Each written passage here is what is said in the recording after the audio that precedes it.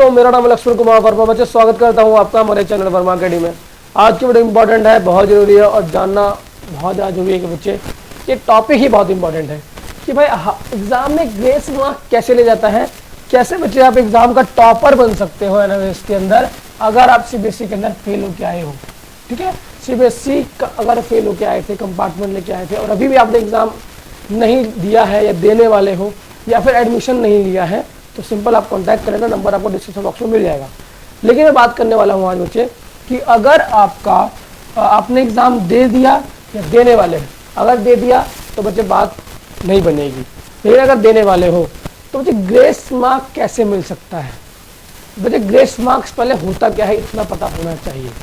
Grace marks free के marks हैं जो कि एथिकल तरीके से आप टीचर से खुद ब खुद आप ले सकते हैं, बिना टीचर को बोले। जो चेकर है जो चेक कर रहा है पेपर, बिना उसको बोले बस उससे आप पेपर खुद ब खुद आपको वो मार्क्स दे देगा वो।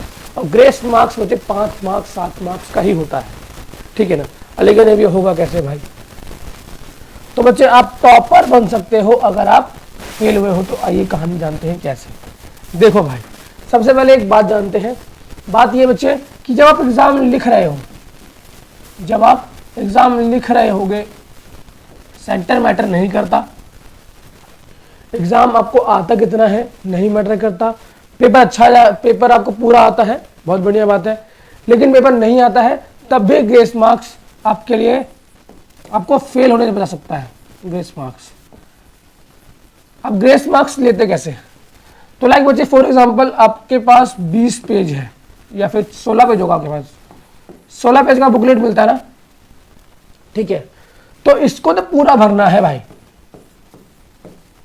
पूरा भरना है और ट्राई टू एक्स्ट्रा सीट कि एक्स्ट्रा सीट लेनी है। खास अगर आर्ट्स का स्टूडेंट है तो उसको तो पता ही है। अगर आप फिजिक्स के, केमिस्ट्री के या फिर मैथ्स का भी एग्जाम दे रहे हो, try to fill the seats, seats को भरो। तो बोलोगे सर सीट भरने से होगा क्या, कुछ एक्स्ट्रा मार्क्स हमें मिल जाएंगे? तो मैं बता दूं बच्चे, ब्लैंक पेपर पर मैं आंसर लिख कर, अगर मैं चेक कर रहा हूं पेपर, तो मैं ही आंसर लिख करके चेक करके आंसर मार्क्स नहीं दूंगा। लेकिन अगर आप 2 से 4 5 मार्क्स से फेल हो रहे होगे और पेपर्स में आपने कुछ लिखा है, माइनर से मिस्टेक्स हैं या मेजर मिस्टेक भी है, तो मेजर को माइनर कन्वर्ट करने में और माइनर से बिल्कुल ठीक करने में ज़्यादा वक्त लगता नहीं है। और टीचर आपका दुश्मन नहीं है, सिर्फ और सिर्फ बच्चे साइकोलॉजी समझनी है। अगर कोई टीचर है जो आपको सोचो XYZ पेपर चेक कर रहा है, तो उसकी साइकोलॉजी को समझो। वो आपके जैसे और भी 20-50 पेपर चेक कर रहा होगा, तो उसके क्या सोचेगा कि जल्दी पेपर खत्म हो जाए, जल्दी मैं घर जाऊं, पहली बात ये, ठीक है। या फिर उसको पर सीट, टीचर को पर सीट कुछ पेमेंट मिल रहा होगा तो सोचे ज़्यादा सीट भर चेक करूं। तो या तो अगर आपका पेपर बहुत सुंदर है तो उसको आपको चेक करने में आसानी रहेगा तो एक्स्ट्रा मार्क्स मिलेगा, बहुत बढ़िया। हैंड राइटिंग बढ़िया नहीं है तो बच्चे खुला खुला लिखो, क्या थोड़ा खुला खुला लिखो कि भाई टीचर को समझ में आए, समझ रहे हो? ये बात हो गई, ठीक है। अब ग्रेस मार्क्स कैसे मिलेगा? तो सीट्स अगर भर दोगे, अगर आप सीट भर दोगे तो होगा क्या? सीट्स भरने से महाराज क्या होता है कि जो चेक करने वाला होता है, पेपर जो चेक कर रहा है, उसको पता होता है कि ये बच्चा अगर फेल हो रहा है और अगर फेल हो जाएगा तो इसके लिए बहुत परेशानी की बात है, तो इसको 4 से 5 मार्क्स एक्स्ट्रा दिया जाए,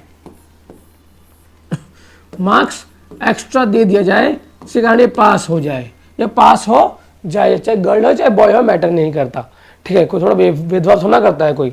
तो भाई ये होगा कैसे? तो सिर्फ और सिर्फ सीट्स भरने से ही होगा, ये सीट्स को भरने से होगा। अब सर पेपर तो सब कुछ आता ही नहीं है मेरे को, सर मुझे तो कुछ भी नहीं आता, सीट कैसे भरूंगा? ठीक है, तो अगर कुछ भी नहीं आता, 1500 हो गया ना, तो देख 3,000 4 बार 1500 13,000 हो गया, ठीक है ना। तो सर सीट कैसे भरूंगा या भरूंगी जब पेपर में कुछ आता ही नहीं है? तो भाई कुछ आता नहीं है तो मैं बता दूंगा आपको, ठीक है। बहुत सारे क्वेश्चंस ऐसे आएंगे आपके एग्जाम में, जिसने एग्जाम दिया है वो समझ लो, ठीक है। या फिर दोबारा सीट बुक करके एग्जाम दे दो। 50% आपका MCQ रहा होगा या फिर ऑब्जेक्टिव रहा होगा, जिसके अंदर फिल इन द ब्लैंक्स और बहुत कुछ आता है। ऑब्जेक्टिव, ऑब्जेक्शन नहीं, ऑब्जेक्टिव, ठीक है। और 50% सब्जेक्टिव रहा होगा, ठीक है। तो ये कहानी जो है ना यहाँ पे इस ऑब्जेक्टिव के अंदर आप एक्स्ट्रा नहीं लिख सकते, नहीं लिख सकते। क्या लिखोगे यार, ऑप्शन जितना लिखा है उतना ही लिखोगे ना, लेकिन जो सब्जेक्टिव वाला पार्ट है इसको आप इलेबोरेट कर सकते हो। इलेबोरेट कर, एक ही सवाल को कभी कभार क्या होता है सेम सवाल भी रिपीट होता है सेम पेपर के अंदर, तो आप चीज़ों को इलेबोरेट करके अगर लिख सकते हो, जितना ज़्यादा लिख सकते हो। अगर केमिस्ट्री का एग्जाम दे रहे हो, हाइब्रिडाइजेशन पूछा हुआ है, तो भाई हाइब्रिडाइजेशन अगर एक ही स्टेटमेंट पूछा है, ताकि बोला है कि write the statement of hybridization, ठीक है ना, हाइब्रिडाइजेशन का स्टेटमेंट बताओ, तो अगर हाइब्रिडाइजेशन स्टेटमेंट बताओ तो स्टेटमेंट बताओ कि हाँ भाई मिक्सचर ऑफ ऑर्बिटल होता है, एंड उसके बाद टाइप ऑफ हाइब्रिडाइजेशन बताओ कि प्लेनर होता है, ट्रायंगुलर होता है, ठीक है, ये सब बताओ, ठीक है। Try to write maximum things, ठीक है ना, जितना ज़्यादा लिखोगे उतना ही बढ़िया रहेगा। ये बात है बच्चे कि अगर आप फेल हो रहे हो, कम मार्क्स आ रहे हैं, तो अच्छे मार्क्स स्कोर किया जा सकता है। आई होप आपको बात समझ में आ रही है, ठीक है। बस मैं यही चाहता हूँ यार कि तुम लोग सारे भाई पास हो जाओ, ठीक है ना। तुम लोग तो परेशान हो ही, तुम्हारे माता पिता ज़्यादा परेशान है, ठीक है ना। आप लोग तो कॉल करते हो, आपको जब माता पिता कॉल करते हैं ना, तो भाई वो किसी के पिताजी बोलते हैं सर मेरी बिटिया फेल हो गई, सर मेरा बेटा फेल हो गया, सर पास करा दीजिए, सर पास। तो बच्चे पास कराना मतलब सिर्फ मेहनत करना और थोड़ा स्मार्ट वर्क लगाओगे, थोड़ा दिमाग लगाओगे तो कहानी बन सकती है, बिगड़ी कहानी बन सकती है, ठीक है ना। थोड़ा सा यार दिमाग लगाना पड़ेगा। आजकल तो यार AI का ज़माना है, चैट GPT वगैरह यूज़ कर सकते हो, आइडिया ले सकते हो, ठीक है ना। लेकिन चैट GPT बच्चे वो घिसे पिटे आइडिया बताएगा जो गूगल पे ऑलरेडी आपको मिल जाएगा, ठीक है ना। लेकिन मैं जो बता रहा हूँ बहुत इंपॉर्टेंट है। और एक बात और ऐड कर दूंगा, just solve the simple paper. जितना सैंपल पेपर सॉल्व कर सकते हो सॉल्व करो। सैंपल पेपर सॉल्व करना बहुत इंपॉर्टेंट है, वेरी वेरी इंपॉर्टेंट। जितना सैंपल पेपर सॉल्व करोगे बहुत बढ़िया रहेगा, बहुत सही रहेगा। और अब बोलोगे सर सैंपल पेपर तो सर आया हुआ है एग्जाम में। अगर मान लो आपने कुछ भी नहीं पढ़ा, कुछ भी नहीं पढ़ रहे हो आप, तो सैंपल पेपर से क्या होता है बच्चे, आपको आइडिया लग जाता है कि ये क्वेश्चन 4 बारी मैंने किया 4 सैंपल पेपर के अंदर, तो मतलब क्वेश्चन इंपॉर्टेंट है, टॉपिक इंपॉर्टेंट है, पूरा करना है।